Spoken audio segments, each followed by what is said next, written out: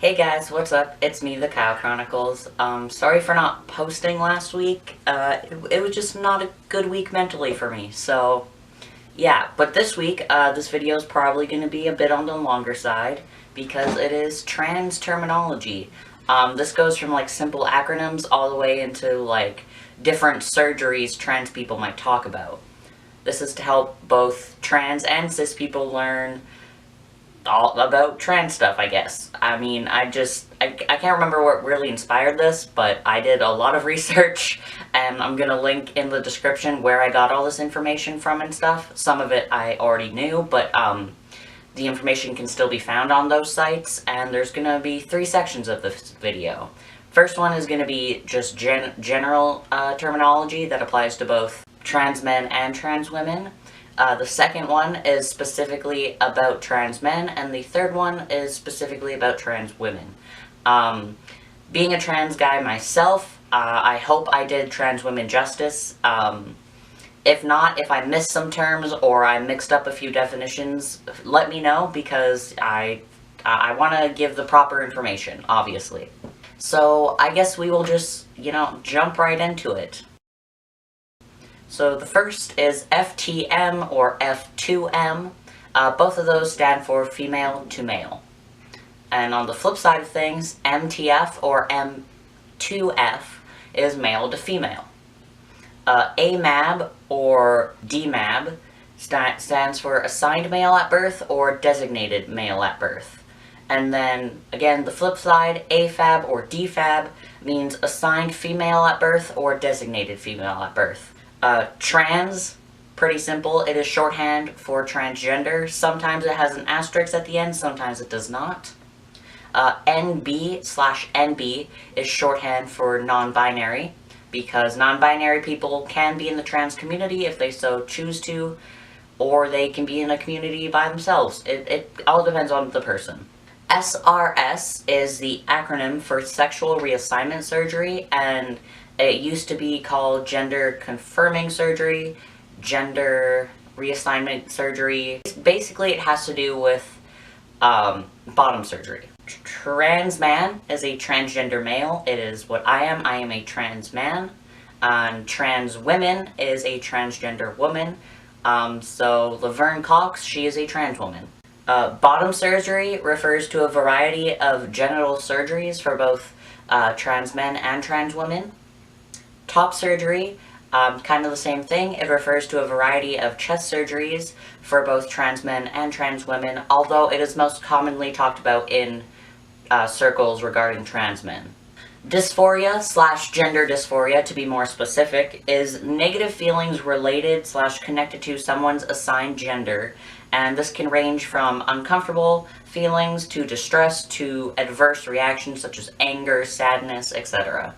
HRT is hormone replacement therapy. That is where, for trans men, you are placed on testosterone, and for trans women, you are placed on estrogen, and I believe there's something else they are placed on as well, but I'm not 100% sure. Non-op or non-operative is someone who has chosen to not undergo any surgeries. Pre-op or pre-operative is someone who plans to get surgeries, but it has not yet happened. For example, I am pre-op in regards to top surgery. And post-op or post-operative is someone who has completed the surgeries they wish to complete. And that is all for the general terminology. Those you'll hear in both circles talking about trans men and trans women. It kind of, they flow between the two. So now we move on to the term specifically for trans men. And it starts off with a packer. A packer is a prenatal prosthetist. Packing is wearing a packer to give the appearance of a bulge and to help relieve bottom dysphoria. T stands for testosterone. It is the hormone prescribed to trans men to help, make them appear more masculine and stuff. And now we move on to the slightly more complicated terms. These are surgeries and stuff I'll be talking about. So the first one is Metoidioplasty. That is a lower surgery where the clitoris is released from the folds of the labia, creating a penis that can get erect by itself. And the folds of the labia are used with saline implants to create testicles. Sometimes this is done in, actually I think it's most commonly done in 2 parts. where instead of just one whole surgery, because you have to heal from one part and then the other. It also includes, or it can also include, a urethral extension. Whew. The second type is phalloplasty. So that is a lower surgery where skin from the forearm or abdomen, you see a lot from the forearm, guys will take a picture of their scarring, is used to sculpt a penis which has the clitoris incorporated into it, so to try and maintain as much feeling as they can. The skin of the labia is then used to create the testicles, exact same as the Metoidioplasty process. They get saline implants and create those. The thing with this one is you cannot naturally get an erection, so there is typically a pump or type of implant implanted to help give an erection. Now I move on to top surgeries. So the first and most common one, from what I've seen, is a bilateral mastectomy, or a double incision. It is a chest surgery where 2 large incisions are made across each breast, below the nipple typically. And then the mammary glands and fatty tissue are removed. Excess chest tissue and skin is removed and the incisions are closed. Nipples are typically resized and repositioned to have an appearance more like a cisgender male's chest would, and then they are grafted into place. The other type of top surgery is keyhole or peri-areolar. So that is a chest surgery where a small incision is made along the border of the areolas, so one on each side, and the breast tissue is removed via liposuction needle, and then nipple is left attached. It's not typically removed or repositioned or anything, although it can be. Binder is a type of undergarment you wear to help constrict and flatten the chest area, and binding is wearing a binder to give the appearance of a flatter chest and to also help alleviate chest dysphoria. Back to the surgeries, we have a hysterectomy, which is, you've heard of that outside of trans issues. It's surgery where they remove the uterus, and then there's also the oophorectomy, which is the surgery used to remove one or both ovaries. This can be done separate from a hysterectomy, although they're typically done at the exact same time. And the last trans guy thing is an STP, which stands for stand to pee. It is a device designed to aid in urinating standing up. They can be included in a packer. It kind of depends what you get and what you want. And that's all for the trans guy section. The trans women section, it's a lot more surgery based, because that's a lot of the information I was finding online. Although if you do want to learn more about trans women from a trans woman, I'd suggest checking out Steph Saniati. She's another Canadian trans YouTuber, and she's really great. So first surgery is breast augmentation. So that is surgeries where implants are inserted through an incision under the breast, in the armpit, or around the nipple. I don't think they do all three. I think it's like one or the other, but I'm not 100% sure. And those implants are typically made with saline or silicone. Breast forms is a breast prosthetic used to simulate breasts and help alleviate chest dysphoria. So those, you would wear a bra and then you put them kind of in the bra, and it helps give a more natural shape to a chest. FFS, which also stands for facial feminization surgery, is a surgical procedure done to the nose, forehead, chin, jaws, cheeks, lips, ears, and or eyes. I believe it's kind of the individual's choice as to what they want to get done in specific. And the surgery reconstructs those areas to appear more feminine and to resemble more of a cisgender woman's softer, rounded features. Tucking, this is something you might, if you watch a lot of drag queen shows and stuff, you might have heard this used there, but trans women use this as well. It is the act of moving the testicles and penis into positions so they are not visible in clothing, specifically tight clothing, skirts, leggings, stuff like that.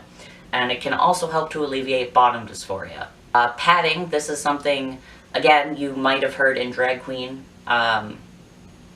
shows and stuff, it is the usage of underwear, breast forms, and or foam to help create more of like the hourglass shapes.